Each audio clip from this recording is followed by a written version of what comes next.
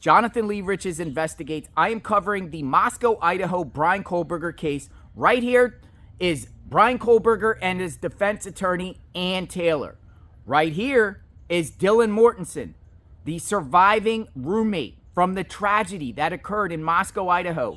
November 13th, 2022, 4 college students got brutally stabbed inside their home during the early morning hours. Bryan Kohberger arrested for that crime.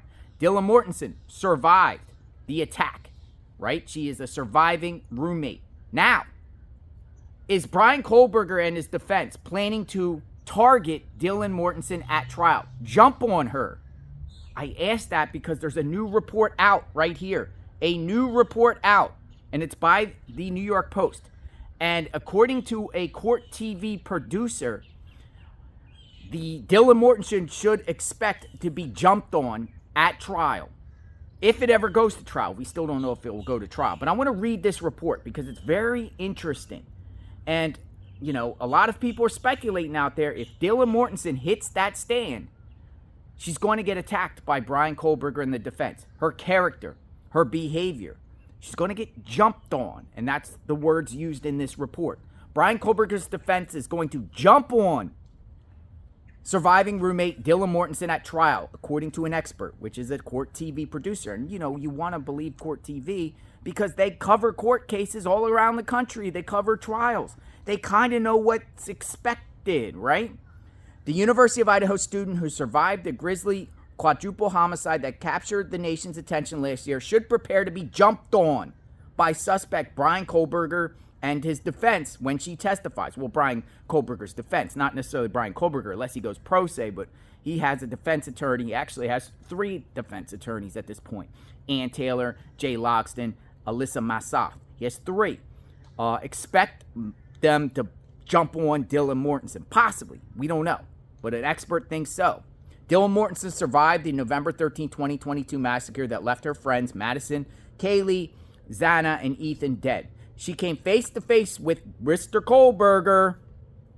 She came face to face with him just moments after the bloody slaughter, telling authorities she saw a figure clad in black clothing and a mask walking towards the home's back exit around 4 a.m., according to the police report.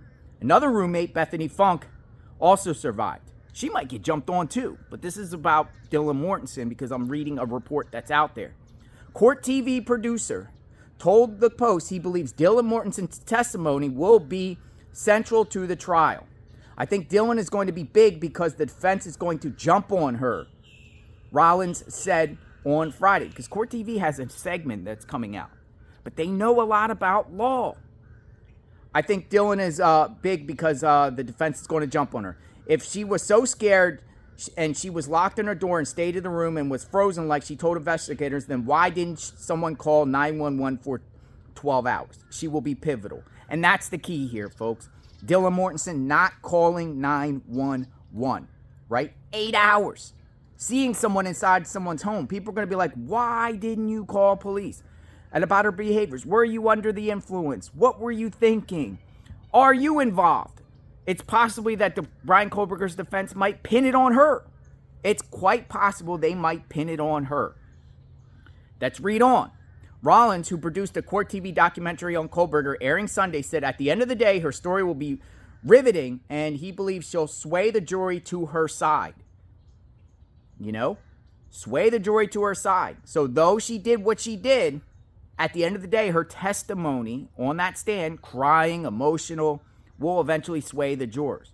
Though there's still a lot of unanswered questions when it comes to their case. Her story is right out of a horror movie. I concur. What she went through was off the charts traumatic. She's a kind that has been put in a horrible position. I think her story is going to help the prosecution a lot. As for Funk, who is fighting a subpoena that would force her to testify, she fought a subpoena. I don't know if she's fighting anymore. They're saying as if it's true now that she's fighting subpoena. I don't know. Rollins isn't sure her story would have the same impact because Bethany Funk was downstairs. Dylan was the witness. I think the star witness in this case that knows a lot about this case and can provide the prosecution and the jury, provide the jury insight on this bushy eyebrow guy that was in there that was most likely Kohberger. But the defense is going to chop down her testimony and probably break her down to crime. But should the defense do that?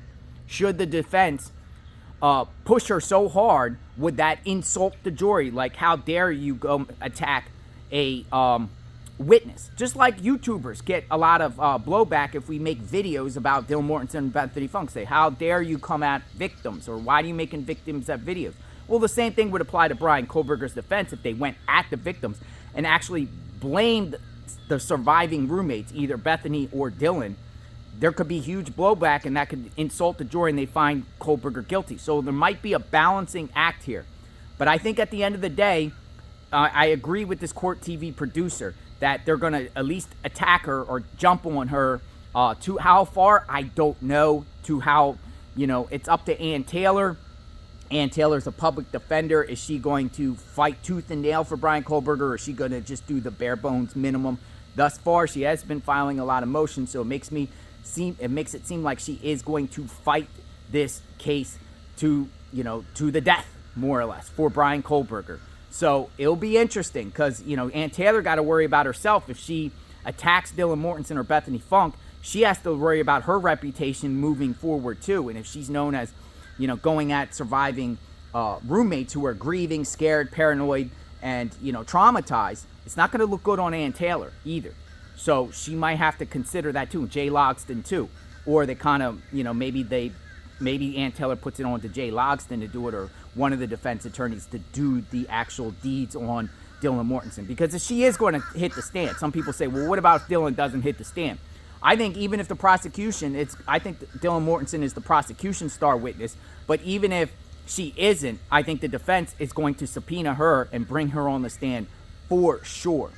Covering this case at all angles. Subscribe to my channel, hit the notification button. What's your thoughts? Bryan Kohberger case. Check out my playlist. Praying for the victims, praying for their families, and covering this case extensively. When more information comes out, I will share with all of you. Stay tuned.